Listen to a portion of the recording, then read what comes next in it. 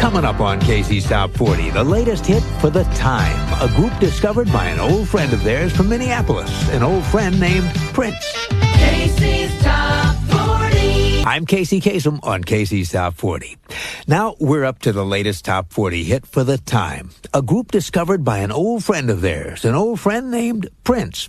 It all happened back in the early 80s when singer Morris Day and The Time were first getting their sound together in their hometown of Minneapolis. They were rehearsing regularly at a local youth club, but they were about to get kicked out because they didn't have enough money to pay the weekly rental. And if they couldn't rehearse, there was no way they could get jobs playing local clubs. After a lot of thought, Morris came up with an idea the youth club went for. The Time would give a show at the club and charge admission to raise money for the rent. According to Morris, the show was a small-time affair. And right in the middle of one of their best numbers, who should happen to walk in the back but an old friend Morris hadn't seen for years, a man who since then had become a star, Prince. It turned out Prince had somehow heard about the show and decided to check it out. And he was so impressed with what he saw, even under those difficult conditions, that he offered to introduce the band to the high-powered Hollywood company that was managing his career. Of course, Morris Day and The Time said yes, and the result was a record deal, big hits on the black chart and the pop chart, and a memorable appearance in Prince's movie, Purple Rain. Casey's Top 40. Casey's Top 40 is heard in the 50 states and around the world every week on great radio stations like playing Youngstown's favorites, Y103, Youngstown, Ohio, Idaho's #1 hit music station, KF95, Boise, Idaho. Now, there's a point at which a superstar doesn't just want money. He, she, or they want power. The power of having their own record label. Record labels owned by stars aren't a new thing. Back in the 60s, the Beatles started their own label, Apple Records. The Stones created Rolling Stones Records in the early 70s. And a few years later, Led Zeppelin insisted on their own label, called Swan Song Records. But in recent years, what was a very special perk has become almost a standard demand by superstars when they negotiate new contracts. And by having their own label to release their records, they also have the power to discover and produce new acts. The rapper named Hammer, for instance, created a label called Bust It Records. And in the past year, he's signed 14 new acts, most of which he'll be working with. Paula Abdul's new label is called Captive Records, and so far she's put out albums by the group Aftershock and by MC Scat Cat. About a year ago, Michael Jackson was given a new label called Nation Records. But Michael has been so busy touring, no records have been released by that label. Yet. And Madonna's new Erotica album is the first one to be released on her new personal label, Maverick Records. But Hammer, Paula, Michael, and Madonna are relative newcomers to the label business compared to Prince. He's put out over a dozen albums on his private label, Paisley Park Records, including his brand new one. This week, the first Top 40 hit from that CD is the fourth of our 6 debuts. Entering Casey's Top 40 at number 37, here's Prince with a song called 7. All 7 and we'll watch them fall. Casey's Top 40. Wherever you are and wherever you go, you can hear Casey's Top 40 every week on great radio stations like Denver's Hottest Hits, KS104, Denver, Colorado. The best music mix, B106.3 FM, Nashua, New Hampshire.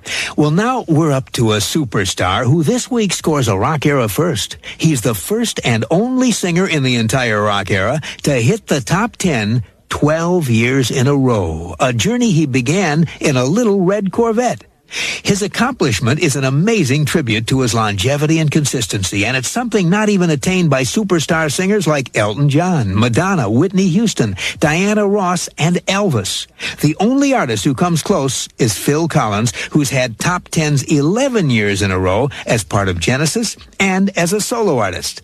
The man who sets the record this week is a multi-talented singer, songwriter, actor, and record producer who began his 12-year streak of top 10s back in 1983 with Little Red Corvette. In 84, he hit the top 10 with When Doves Cry, Let's Go Crazy, and Purple Rain. And then year after year, just like clockwork, he kept on hitting the top 10, scoring with smashes like Kiss, Bat Dance, and Diamonds and Pearls. In 1993, he made it 11 years in a row with The Morning Papers and the song titled 7. Then, 2 weeks ago, his first song of 1994 entered the countdown, and this week it reaches the top 10, making the man from Minneapolis who sings it the first and only singer in the entire rock era to hit the top 10 12 years in a row. Casey's Top 40. Well, now we're up to the song The Most Beautiful Girl in the World, and our story of how Prince found his most beautiful girl in the world. Over the past few months, the multi-talented musician who used to call himself Prince has put ads in dozens of magazines and newspapers asking women to send him photographs of themselves. He wasn't looking for a date. He was looking for a lady for his latest video, a lady he was going to crown the most beautiful girl in the world. As you might expect, the superstar received thousands of photographs from women all over the world, all of whom wanted to own that title. It fit many of the women in the pictures very well. But Prince was still unsure. He wanted a very special kind of radiant beauty, a beauty that came from within. So he kept on looking. Then one afternoon, he was watching his favorite soap opera, General Hospital. In one scene, he was struck by the beauty of a woman who looked familiar. She was Vanessa Marcil, a woman who had worked in Prince's wardrobe department some years before. Vanessa was playing a character on General Hospital named Brenda. And when Prince saw her come on the TV screen, he knew she had that special glow he was looking for. So he contacted her agent, flew her to Minneapolis, and did a screen test with her for the video. And that's how Vanessa Marcil of General Hospital came to appear in Prince's video and be named his most beautiful girl in the world. Casey counts them down. American Top 20's heard in the 50 states and around the world every week on great radio stations like Y93.3, Today's Hits, and yesterday's favorites, KYYA, Billings, Montana. 107.9, The X, playing the 80s, 90s, and now, WXET-FM, Mattoon, and 97.9, WXEF-FM, Effingham, Illinois. And Moncton's perfect music mix, Magic 104, CFQM-FM, Moncton, New Brunswick, Canada. Well, now we're up to an American Top 20 Extra by Prince, a superstar who's being praised for the brilliance of his comeback. He says, what comeback? Prince first hit back in the late 70s, and through the 80s and the early 90s, he was a major force in the world of music, one of the most creative musicians on the charts. But in the mid-90s, he became embroiled in a contractual battle with his record label, and for close to a decade now, it's kept Prince out of the public eye.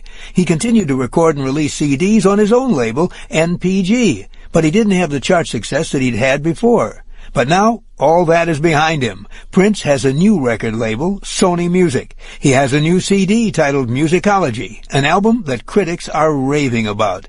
Just a few months ago, he opened the Grammys in a duet with Beyoncé that critics say brought down the house. And they also wrote that he stole the show at his induction into the Rock and Roll Hall of Fame. Critics are calling it one of the greatest comebacks ever. But Prince says he doesn't know what they're talking about. Quote, I never stopped playing and recording. I never had a problem filling arenas. Don't call it a comeback. I've been here for years. Now, with an American Top 20 Extra, here's Prince with a smash from 1984, When Doves Cry.